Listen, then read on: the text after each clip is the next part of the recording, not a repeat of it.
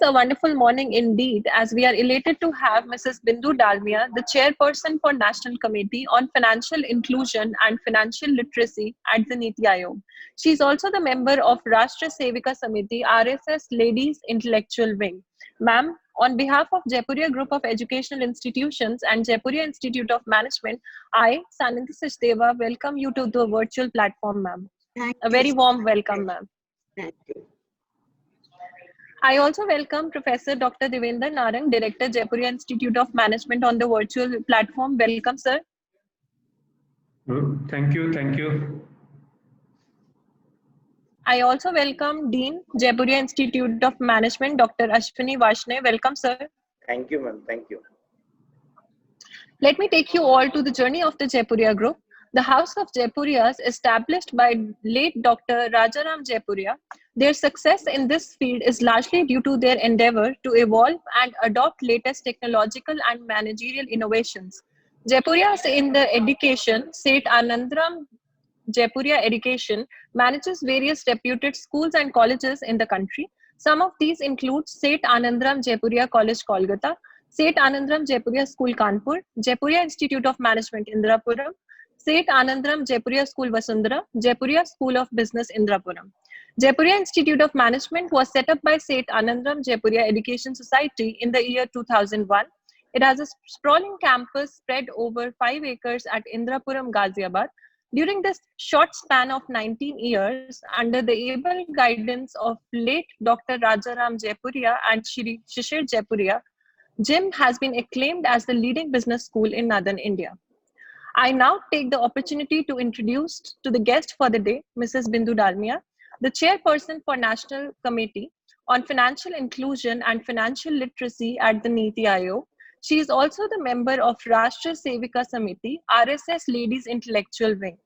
She is also an author and columnist who has been writing for 9 of the leading English and Hindi national newspapers. In her writings, she addressed varied issues about an Indian transition, socio-economic issues, and contemporary topics. She was mentored in the Shiv Nadar factory of mind machines in thought leadership, as she calls it, in her impressionable and formative 20s when she headed the Oscar vertical for sales and marketing, working with Hindustan Computers. Her success in her formative years became a compelling reason to be committed to being actively involved in the national program for financial literacy and financial inclusion with the Niti Aayog, so as to help the idea of financial literacy revolution to the government. Ma'am, it is an honor to have you here with us. A very warm welcome. Thank you so much. Thank you so much. I'm honored myself. Will Dr. Narang talk? Will Dr. Varshney, or do I start? Yes, ma'am. Yes, ma'am. May I now invite Professor Dr. Devendra Narang for the welcome address. Professor Narang has a rich experience of 23 years in the field of academia and management in best business and management institutes of India and abroad. A blend of fine academic and seasoned administrator, he is known as an institution builder, an acclaimed teacher, a prolific speaker, avid researcher, a consultant, and a trainer. Over to you, sir. Okay, thank you, Sanandhi. Respected Mrs. Dalmia, I, Professor Dr. Devendra Narang, welcome you to the virtual platform at Jaipuria Institute of Management. It's a great opportunity for us, for our faculty and our students to hear from you on the topic future of the jobs. Well, futures of the jobs in India, we are talking because of the pandemic, because of the COVID-19. Well, we all hope that this too shall be passed and very soon will be come to the normal situation. Is the mantra to describe the job crisis arising out of the corona pandemic globally? Well, we know that the consumption story of the India is intact, and in almost all the sector, barring for the few, there is no structural damage due to this pandemic. Very right. I endorse what you're saying. Right, right. And it's though in some part it's disheartening to feel the misery and the pain of our fellow countrymen and the large number of the casualty. but there is a silver line that we have a V-shaped recovery as various indicator has shown, macro indicator has shown, like the GST collections to the almost pre-COVID area, petroleum consumption is touching the pre-COVID level, and the technology and the consumption story is working way beyond our expectation. Absolutely. Yeah. And the few sectors like hospitality and airlines are worst hit and will take longer than the expected time to recover. But the best part is that India has not seen any structural damage in any of the sector. Well, Make in India story is making impact globally, and companies are keen to set foot in India. And we are happy to see countries like Japan announcing incentive to its company to shift their base in India, and it's going to create massive jobs in various sectors in India. Well, the international gains are not shying to commit staggering sums in technological sectors, even during this tiring time. It is the ounce of as academicians, ounce of the academia to prepare our youth for the upcoming jobs in the country. Absolutely. And educational institute like ours has much to do in this area. We are now imparting ICT training to our student, to the faculty. We introduce the new course like business analytics, which will help our student to work in the area where the jobs are emerging. So my advice to the ones who are starting their career in these times, to be calm and the patient, and do not set your expectations very high. Learn and the relearn, upskill and the reskills yourself on each step, so that you can achieve your desired goal. Take up the certifications in your domain which are going to aid you in the times to come. So we are, in Jaipuria Institute of Management are very fortunate that we always get the support of the corporate in terms of the various, aid, like the lectures, their hands-on experience, their trainings, workshop, they are endorsed to our students, even to the faculty. This helps our student to learn the prerequisites of the corporate in these times. So all the domains in the whether it's marketing, finance, HR, operations are going to have quite a lot of opportunities which we are expecting. In campus. Yes. And in campus internship. Yeah, definitely. And definitely, if the student lend out their cocoon, learn the latest intervention of the course with the support of institutions like ours, which is putting its best foot forward to train up the student. So we'll definitely will learn and grow together. So the time of pandemic, definitely it will pass through. And I'm finishing here, and I want to say that I'm indebted to Mrs. Bindu Dalmia for accepting our invitation. Not at all. It's my pleasure. It's my pleasure. Yeah, and coming to this virtual platform. So definitely will be enriched, by your words which you are going to, deliver with our faculty and student and with us. Thank you, ma'am, and welcome again. Over to ma'am. I will, but Doctor, before Dr. Vashni takes over, Devinderji, I must compliment you, because I don't know, it's the first time we are interacting, but whatever content I'm going to talk about is almost mirroring what you are mentoring your students. It is actually an empathy or whatever, because we are thinking along similar lines, except that perhaps you are seeing this as a short-term period.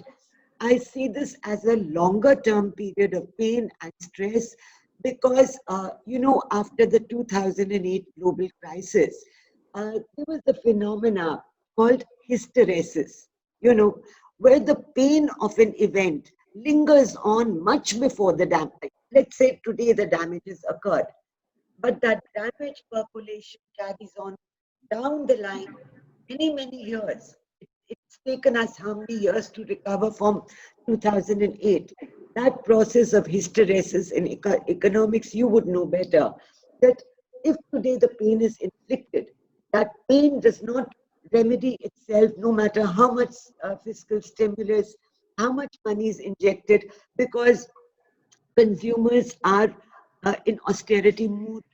They are reluctant to borrow. They do not know their visibility of earnings. So there are many variables, and hysteresis will dampen that process of recovery well into another 2 years, which even MS Gopinath of IMF had stated yesterday or day before, that she doesn't see a global recovery before 2022. And it's not India-centric alone, it is across the board. We are in for a pain time, but I will start after Dr. Ashwini ji has something to say.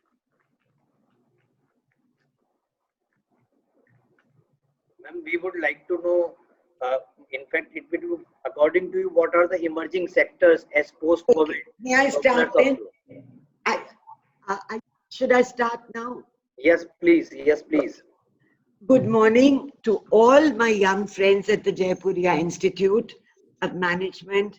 And thank you, Dr. Vashni and Dr. Devinder Narang and all board members for giving me this honor to interact with the young, the restless, and the ignited minds of your students today. It has been my firm belief that if we as elders do not engage in futuristic dialogues, we will be atrophied and remain in a time war, which we cannot afford. We seek the enthusiasm, the fresh perspectives of the youth, and the unique competencies that they bring to the table in order to synergize, so that it lessens the margins of error and leads to more fail-proof outcomes. As seniors, one is not looking to preach or to pontificate with the young or to have an attitude that I told you so. Because friends, quite honestly, there are no absolute truisms in business life, but only subjective truisms. We're going to discuss today, as decided, the future of jobs in the post-COVID world, the emerging sectors that are propellers of growth, how future ready are our MBAs to cope with the new normals. In one, the changing business models that are happening, the changed behavioral profile of the consumer after the lockdown, and C, to be able to incorporate the digital marketing new techniques, which require specific skills to target customers virtually instead of the brick and mortar economy. Also, what will it take to adapt to some of these negative disruptions like job contractions and from formal and corporate sectors, in government and corporate sectors, and to adjust to positive disruptions like leapfrogging into the digital age or the transition to Industry 4.0? And is young India really equipped to become job creators instead of job seekers, or is it easier said than done? So let's start with considering what are the economic variables at play. What are the future and midterm prospects for MBAs in the context of a contracting economy? My young friends, realistically, you have little time to prepare for the future, as the future has already arrived. Undoubtedly, Gen X and millennials are confronted with the shock and awe of the pandemic that has set civilization and development back by a decade and has eroded nearly 2 years from the learning and earning life of students. India entered the COVID era we all know, in a period of contracting global growth and a slowing domestic economy. Our job landscape since then has been in transition, with a slowdown in employment in core sectors. Fortunately, we are seeing a rebalancing through parallel emergence of new engines of growth, through increased virtualization and digitization of the economy, and with increased government spending in infrastructure and construction. Many other variables, economic variables, have also been impacting jobs directly or indirectly, like we all know, firstly, multilateral ratings agencies are more or less unanimous in projecting that the contraction in GDP growth will be in double digits in this year. Secondly, we know that the phase of deglobalization has decreased levels of inflows, FDI inflows, and decreased export opportunities. Fortunately, here India is relatively been insulated in the past also because we are more a domestic driven economy. The other variable is that demand resurgence and contraction is now dependent on the progression, as we know, of the pandemic. So, with intermittent phases of closures and opening in manufacturing, in turn, it affects earning prospects and determines the spending capacities of across strata. According to CMI data, average income erosion has been 36% for white collar professionals, while 71% of Indians who are self employed have suffered irrevocable losses in livelihood. Briefly, the growth and job scenario is as follows, which as MBA students, you would yourself be tracking. According to the latest McKinsey report, we're looking at the need to gainfully employ 60 million new workers expected to join the workforce by 2030, which means India needs to grow at 8.5% annual growth rate. Therefore, we will need an economic agenda to spur growth in non-farm jobs to avert a decade-low growth that would otherwise average only 5% over a 3-year period on an average. However, a holistic and economic recovery and reflation of the pre-crisis levels will only occur, we all know, once a vaccine is found. Should MBA graduates be overly worried about their job prospects this year? My answer would be yes, if they had set their sights on the pandemic affected sectors which are in free fall and will obviously take a longer time to come back to normalcy. However, healthcare, edtech, e-commerce, the IT and telecom sector, the specialized fields of digital marketing, etc., are seeing upticks in the number of hires we know. So an MBA will definitely help you stand out in the crowded jobs market. Ultimately, friends, the investment students make in a business school degree will more than pay off in the long term as economies rebound, even if you don't secure the ideal placement in a fragile economy. The next section I'm addressing is managing businesses, jobs, and careers in a VUCA world, VUCA world. What are the essential traits needed to navigate turbulent times? A key differentiator to navigate turbulent times is how individuals and companies deal with threats and opportunities during VUCA times, which is a perfect acronym that captures the index of volatility, uncertainty, complexity, and ambiguity. During such periods in business history, policy recalibrations are rapid, the present is unclear, and the future is uncertain. This requires behavioral changes where decision makers are comfortable working with ambiguity, resilient to change, and have complex critical thinking skills. As companies move from demand destruction towards rebuilding, funds are needed for investment in new opportunities at this point. This phase is again very challenging as despite plummeting sales and revenues and increased costs, interventions are still very vital in technology, processes, and increasing man-month productivity levels. So actions that are taken at this stage will have a tangible impact on how quickly organizations can rebound and yet insulate themselves from future negative disruptions. So, as Dr. Narang had said, I will, most of the sectors that are going through the downturn and upturn, let's have a look at them, but you have captured it very well. I will elaborate a little more on that.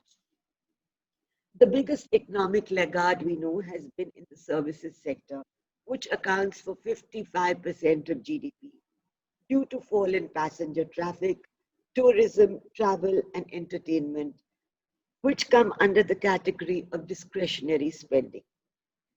The Google Mobility Report, the Google Mobility Index, here is an important indicator of human commuting activity and shows that mobility is still 27% below the pre-COVID levels, and full recovery in growth is only expected by 2020. After the services sector, the second victim of the downturn has been the SMEs, the MSME sector, which employs over 110 million Indians and contributes 30% to our GDP. The Union Minister for MSMEs had announced a 10,000 crore fund of funds for MSMEs with high credit ratings. This may, however, help only those enterprises that are operating efficiently with good credit ratings pre-COVID. As uncertainties persist, this affects 450 million of unorganized and informal workforce that they employ, who had earlier no social security till the recent labor reforms were announced. The other sector to take a hit, but not across the board, are startups, which are next in distress. As even pre-pandemic, I think you would all be aware that the global mortality rate of startups is normally taken to be as high as 80% in the first 3 years of operation. Currently, 44% have cash for less than 6 months, and 52% are struggling to raise capital. India currently has more than 26,000 startups with a market capitalization of $95 billion based on all the funding that has come into the sector. However, the dent in this sector is not across the board, as we can see with the EdTech space, where it is estimated that by 2025, a total of 1.6 million jobs will be created in Indian startups. What financing options are there for startups in India? That seems to be another growing line. Briefly, since the last 3 years, almost every one of India's venture capital investors have launched their own iteration of seed stage incubation or acceleration programs like Sequoia Capital, Orios Ventures, Kalari, etc., as they look to identify potentially substantial bets at cheaper valuations in order to earn multi-bagger exits. Their focus is to identify companies within core sectors, or which are the champion sectors of post-COVID propellers, like we know, e-commerce, healthcare, fintech, etc., and thereafter help the startups scale up and identify sound marketing strategies. That's apropos the funding part. Now, these were the dismal sectors as compared to the troubled sectors mentioned above. The area seeing an uptick is one. What the work from home module has done, it has created greater opportunities for women, as flexi timings and remote working is enabling the higher qualified women to resume work, as many had dropped out of the workforce due to domestic constraints. Second, the gig economy jobs are seeing a huge uptick, which is a big shift from the full 9-to-5 job to an on-demand, freelance, task-based professionalism. India has emerged as the fifth largest country for flexi staffing after US, China, and Brazil. The current pandemic may further expand the scope of what is called the gigification of the economy, as work from home and flexi timing are very advantageous to this working module, allowing professionals sometimes to pursue multiple job offers. Then we are seeing teaching and learning with the blended and hybrid model of delivering educational content is here to stay, which is why the Baijus, the Toppers, the Vedantu, and Unacademy are gaining traction. India is today home to 4,450 booming edtech startups, which has opened up job opportunities in remote teaching or setting up your own module. Other new job opportunities have opened up in, as we've talked, as Dr. had said, data literacy, analytics, data visualization. Statistics indicate that global data usage has increased as much as 38% year on year in the wake of the COVID pandemic. Already, job opportunities for data engineers, data analysts, and data scientists were growing steadily. With the surge in data usage, we can expect this demand to go up even faster. Next, there is also greater demand for cloud computing, artificial intelligence, machine learning, even gaming. As with data specialists, all of these skills will have multiple takers as digital services are growing exponentially. So jobs in these domains are expected to take quantum leaps. The other growing avenues in jobs are the service at home jobs, which is a growing genre of professionals like health certified home service providers, wellness and beauty therapists, telehealth and caregivers who are finding many takers at premium prices. So we see how effectively service aggregators like Pratco connect doctors to patients and form their own new kind of business models. Thereafter, we have fintech, telehealth, e-commerce platforms. Each of them are growing sectors which come under the category of a new touchless and home body economy.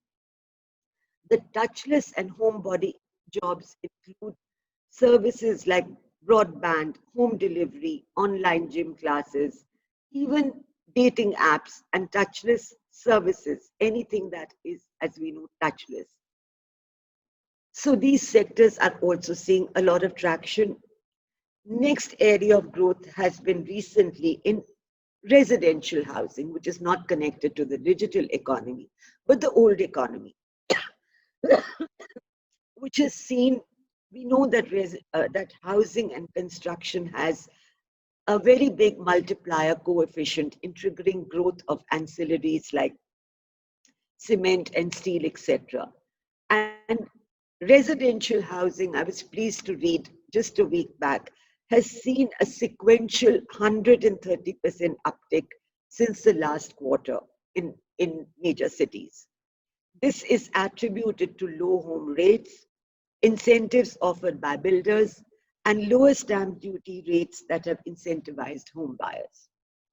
And lastly, with the travel and leisure industry upgrading their SOPs to conform with WHO guidelines, there is an insatiable pent-up demand for domestic travel and hotels for them to scale up. They may never be able to make up for the 7 months of lost time, but what they're talking as the factor of revenge travel is poised to become bigger during this festival period of 4 months than the rebound buying that we saw in retail shopping. However, all discretionary spending sectors are currently only in a nascent stage of recovery because the index of fear remains high, as also consumers remain in austerity mode. The most important requisite over the next 5 years for job seekers is going to be, as again Dr. Naran had said, uh, in the sphere of reskilling and upskilling. As uncertainties mount in a contracting job market, the business sector of reskilling is booming as professionals sign up with a crop of startups and companies to reskill their employees. Upskilling allows for greater job portability and flexibility, which is the growing trend in the job market, even before the pandemic. The problem is that because of frequent technological upgrades, these are leading to faster rates of obsolescence in technology, which can negatively impact professionals if they don't upskill at the same pace. Therefore, friends, you will see that college education, unlike in our time, can no more meet job needs for a lifetime, as human acumen and competence is equivalent to upgrading your smartphone operating system by frequently downgrading the latest version in order to stay relevant.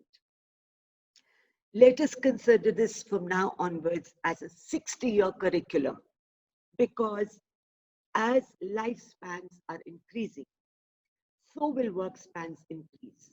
And nobody can hope to keep their whatever they had learned earlier in life as going to keep you relevant for the next so many years.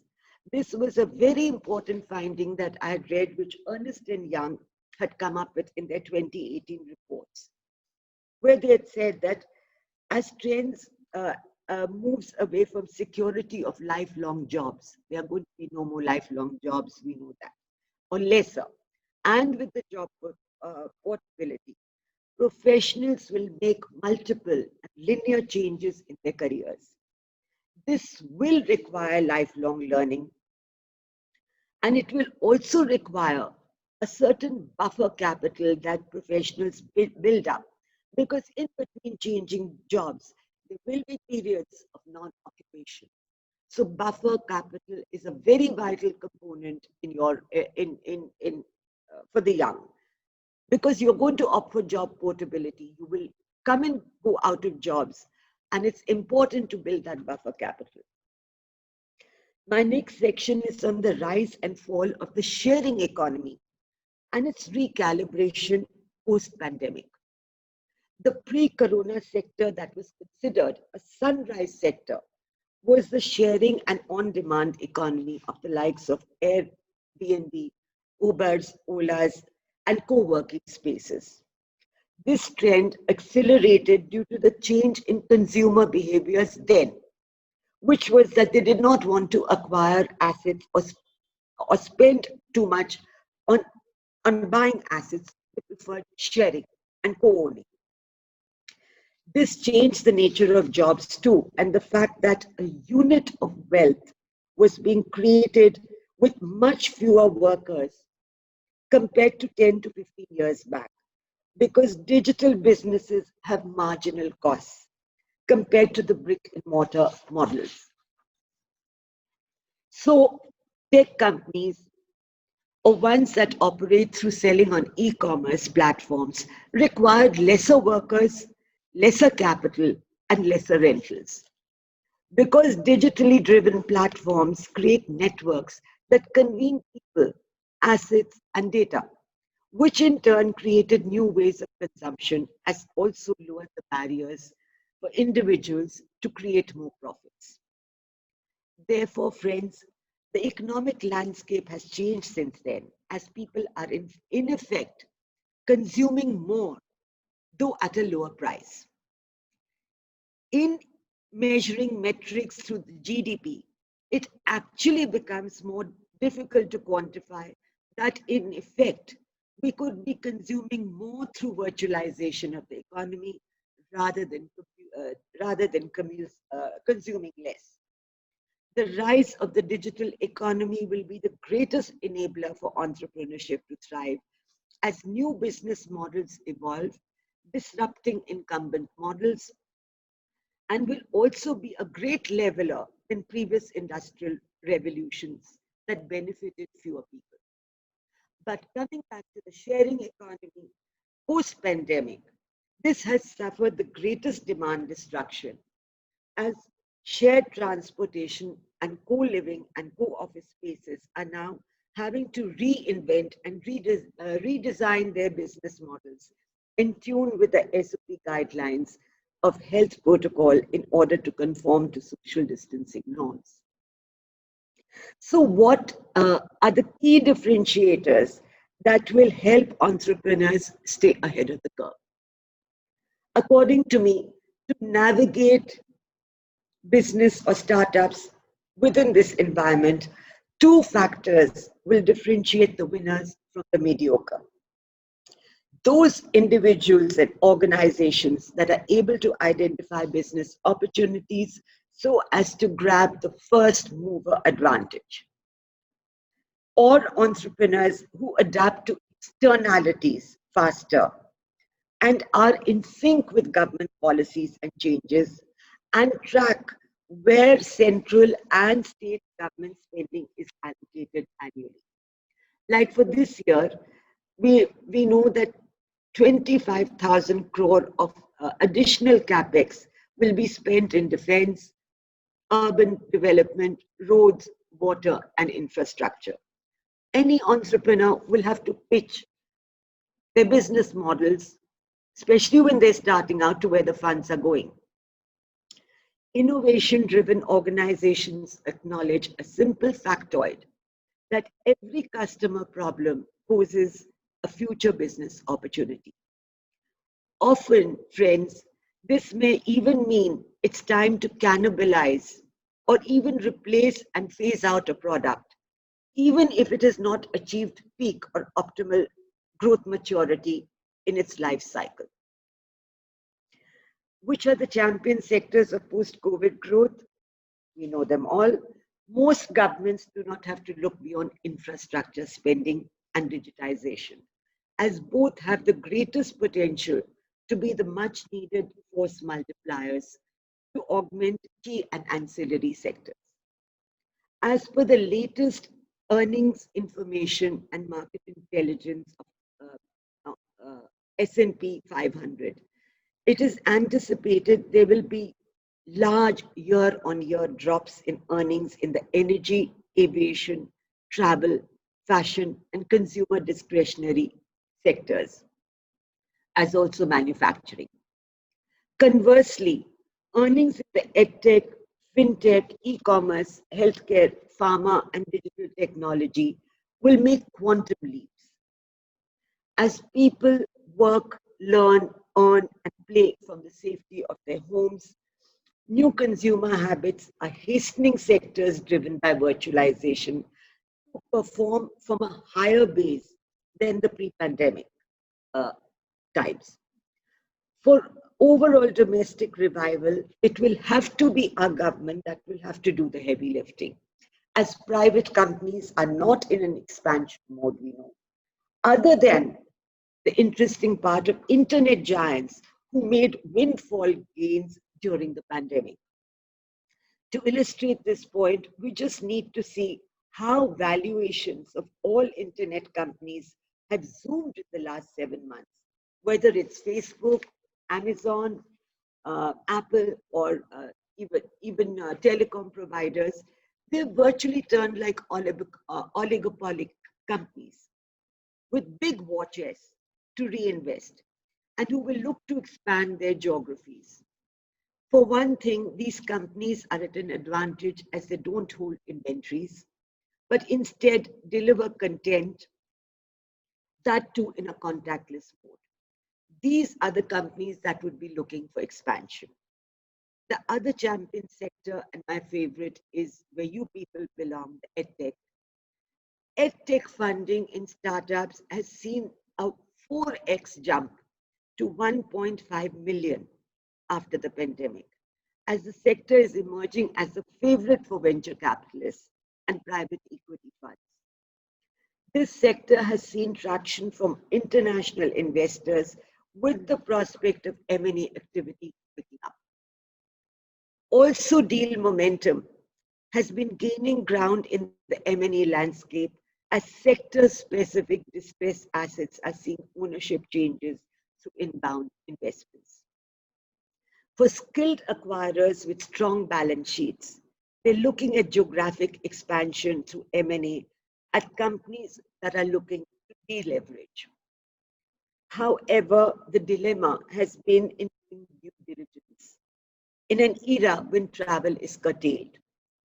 Also, it is very difficult to assess evaluations in the post-COVID world based on pre-COVID data.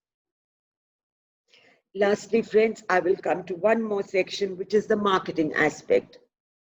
In this section, we're just briefly talking on the marketing outreach and the changing profile of the post-pandemic consumer. As behavioral patterns of consumers undergo a big shift, organizations are having to redefine the rules of brand engagement with fewer opportunities to engage with customers in the real world. It is a challenging task that will require skill sets to create an impact from the very first touch point. This requires understanding the psychographics of the customer very minutely from the very first engagement, including adapting to new digital marketing techniques like nudge act. We know that NTA is a process where communicating marketing messages encourages desired outcomes by appealing directly to the psychology of the individual consumer. So he's just nudged to press the buy button. Businesses of the future are no longer going to be faceless providers of product or services, but will have to become experience makers who can convince a customer sitting at home to buy into a product. Marketers, we all know, are looking at advanced 3D, AR, and VR software to bridge the online and offline brick and mortar experience, as the software enables spatial depth on on-screen buying, offering real-time interactivity with personalization. Experienced digital marketers are now understanding psychographic profiling of customers better through algorithms. Today, customers are being played by artificial intelligence, and algorithms pick up our biometric data very, very minutely. Definitive personalized data is with them. AI, we know, can decipher our ideological leanings towards a particular political party, as also our shopping preferences, the music we listen to, or our food choices, all of which leave valuable digital footprints that enable targeted advertising. Friends, you as MBAs would know all these things better. Lastly, it is worth observing two corporate trends that I have noticed, which you would also notice, is that corporates are increasingly moving towards going beyond a profit-centric approach and moving towards the triple bottom line approach, which aims to measure the financial, social, environmental performance of a company over time. The TBL consists of three elements: profit, people, and the planet. The second is the ESG concerns of companies on environment, sustainability, and governance, which are being incorporated into the business priorities of companies. So, my young friends, I will not take up more of your time, but I will wish you all the very best as each of you will set foot into the outside world and outside the secure terrains of a fortified economy. When you do so, set out with a spirit of adventure and with great fortitude, knowing you are armed with the knowledge and fully equipped to deal with every challenge. Remember that with every unit of knowledge you have acquired, you must have the ability to convert knowledge into wealth. You must also allow yourself the luxury and liberty experiment, but within certain defined limits of caution. But do not allow a few failures, pauses, setbacks to define or demoralize you. Also, when confronted with setbacks, try to limit your downtime to a minimal, as you will always find alternate solutions in the interim to climb right back. My best wishes to you all and the board of the Jaipuria Institute for this great faculty that you have built. More power to you, and I think I will end here. Thank you. Thank you so much, ma'am. Wonderful insights. And we have been getting a lot of questions from the students as well as they are thanking you for such an insightful session. With your permission, ma'am, can we take up one or two questions quickly? Pleasure, pleasure. Please do. Thank you. Thank you so much, ma'am. Ma'am, one of the major questions that I felt that the student is asking is that how can we focus on our mental health during this shifting paradigm of job scenario in the country? It's a very, very vital question, whoever is asking. And please remember, this is not just affecting students, it's affecting people of all our age group, because these are surreal times that we are living through. The way you can cope with mental health is, one, to be aware that yes, these are unnatural times. Personally, ask me how I cope with it, and I would say it even to students. I wish I had known this at their age, that ongoing reading, learning is something you'll have to occupy your mind with knowledge. One, a disciplined day structure for the day, where exercise is a very important component to get your serotonin levels high. Your endorphins flow, your serotonin levels get higher. This is not the time to just sit back. There has to be a time for exercise. Nothing uplifts mental health as much as a disciplined life where you're not going to give into drugs, alcohol, or substance abuse. Enjoy whatever you enjoy in moderation, but do not, because of depression, give into substance abuse. That is the worst abuse, because I must tell you, friends, and my young friends, because you matter to me, you're all bright, engaged, when the economy fully recovers, you have to be ready to hit the ground running. You've got to have acquired so many more side skills with the opportunities you have sitting at home and opting for multiple courses, because you will be into job portability. You must have acquired so many you could do short-term courses or whatever. You could side by side take up gig economy jobs where you can, so that you can earn also side by side. But do not waste your time moping or just idling away your time or feeling sad, because we are all in it together. And there is no question of, yes, we are depressed. There is no getting away from it. How are we going to cope? We cannot cope with eating unhealthy food. We know that. It has to be a discipline of mind, body, and soul. And how much time you apportion towards learning and reading, disciplining the mind. And I will keep coming back to one thing. All the most troubled periods of my life, the one thing, my friends, that helped me through was I knew my body clock would give me a huge sense of guilt if I was not on the treadmill by a certain time. It was an inbuilt thing that, no, this is important. It's not about your looks. It is about what the message, the sense of reward that goes to your brain, which never comes through shopping or Facebook or social media. Those are just interim fixes. How do you fix long term? I don't know if I've kind of... No, ma'am, completely. You did that completely, ma'am. Thank you so much. We will always remember this. And ma'am, just the final question. One of the students is worried that what will be the impact of gig economy on the full-time jobs that the students are going to pursue in the times to come? I think you will have a better future. On the contrary, because in any case, the corporate jobs were shrinking. Government jobs were scarce. So you're an MBA wanting to improve your job prospects and earnability in future. So gig prospects are international. You could be sitting in Kanpur or Lucknow, and depending on the capabilities you've acquired, you could have something across the world or in India. Look at the amount of scope that it is opening up. There's no reason to fear this shift or the transition.